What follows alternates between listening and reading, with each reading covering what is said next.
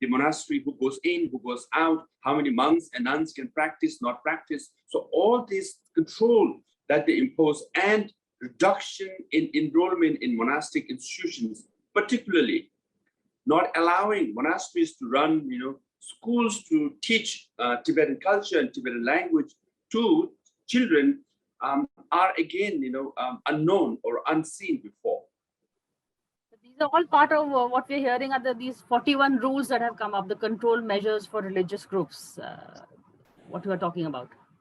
Oh, yes. I mean, there are a lot of guidelines. And one is obviously what they call document number 5, which on the one hand is laughable.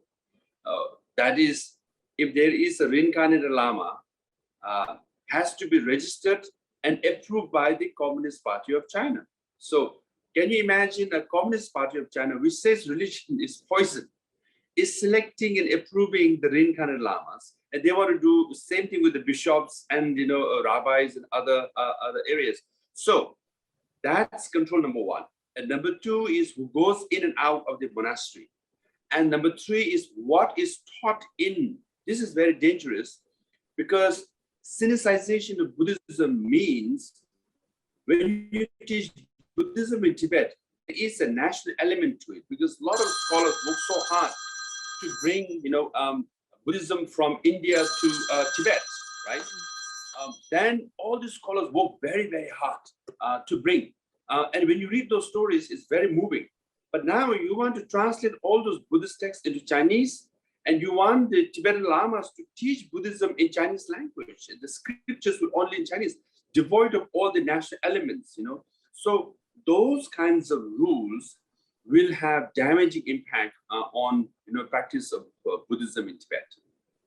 Now, unfortunately, it's a mystery that Panchen Lama has disappeared for more than 25 years, and no one knows, right? I mean, we have intelligence of America and Russia and India, everybody included, but how can one person disappear for more than 25 years and not know?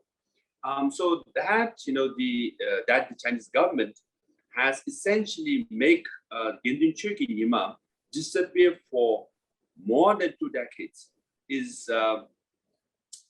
puzzling and it's sad, but that also shows that the paranoia or the nervousness on the part of the Chinese government that they would make a boy at the age of 5 disappear and not be seen around to his followers in Tibet.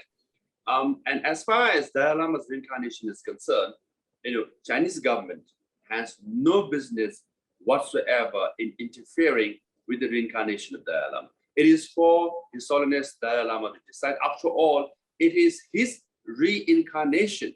No one has any business, So that I think we must send a very clear message to Beijing in particular, and the whole world should know this is the decision of the Dalai Lama and no one else.